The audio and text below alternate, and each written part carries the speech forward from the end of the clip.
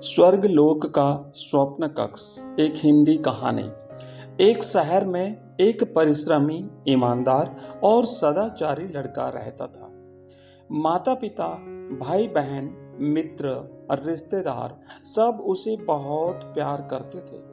सबकी सहायता को तत्पर रहने के कारण पड़ोसी से लेकर सहकर्मी तक उसका सम्मान करते थे।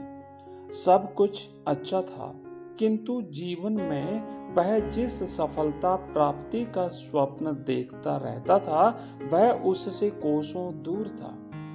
वह दिन रात जी जान लगाकर मेहनत करता, किंतु असफलता ही उसके हाथ लगती।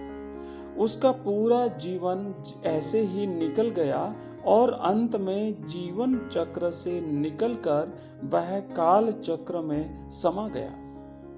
क्योंकि उसने जीवन में सुकर्म किए थे, अच्छे कर्म किए थे, इसीलिए उसे स्वर्ग की प्राप्ति हुई। देवदूत उसे लेकर स्वर्ग पहुंचे। स्वर्ग लोक का अलौकिक सौंदर्य देखकर वह मंत्र मुग्ध हो गया और देवदूत से बोला, ये कौन सा स्थान है? ये स्वर्ग लोक है। तुम्हारे अच्छे कर्म के कारण तुम्हें स्वर्ग में स्थान प्राप्त हुआ है। अब से तुम यहीं रहोगे। देवदूत ने उत्तर दिया। यह सुनकर लड़का खुश हो गया। देवदूत ने उसे वह घर दिखाया जहां उसके रहने की व्यवस्था की गई थी। वह एक आलीशान घर था।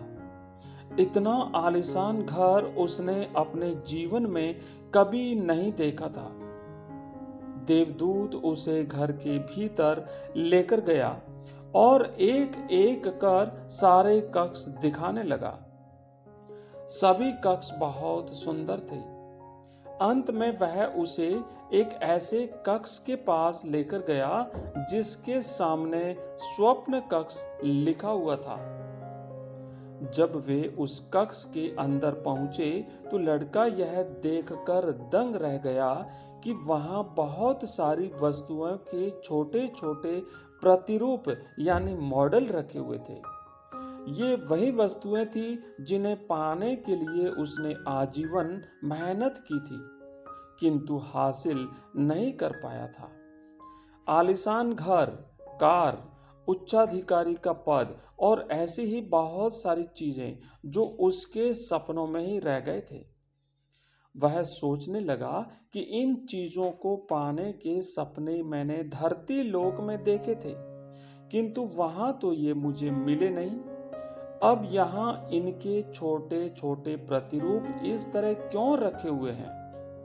वह अपनी जिज्ञासा पर नियंत्रण नहीं रख पाया और पूछ बैठा, ये सब यहाँ इस तरह, इसके पीछे क्या कारण है? देवदूत ने उसे बताया, मनुष्य अपने जीवन में बहुत से स्वप्न देखता है और उनके पूरा हो जाने की कामना करता है, किंतु कुछ ही सपनों के प्रति वह गंभीर होता है और उन्हें पूरा करने का प्रयास करता है।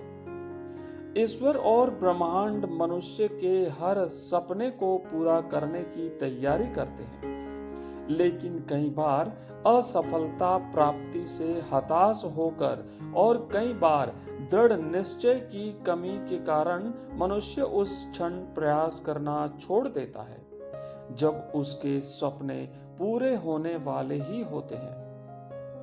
उसके वही अधूरे सपने यहाँ प्रतिरूप के रूप में रखे हुए हैं। तुम्हारे सपने भी यहाँ प्रतिरूप यानी मॉडल के रूप में रखे हुए हैं। तुमने अंत समय तक हार न मानी होती तो उसे अपने जीवन में प्राप्त कर चुके होते। लड़के को अपने जीवन काल में की गई गलती समझ आ गई, किंतु मृत्यु पश्चात अब वह कुछ भी नहीं कर सकता था।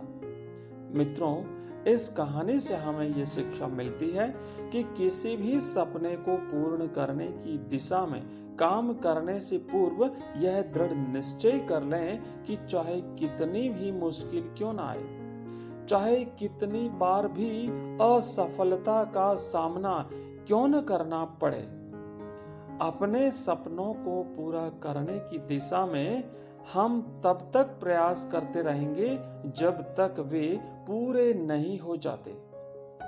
अन्यथा समय निकल जाने के बाद यह मलाल रह जाएगा कि काश मैं थोड़ा प्रयास और किया होता। अपने सपनों को अधूरा मत रहने दीजिए।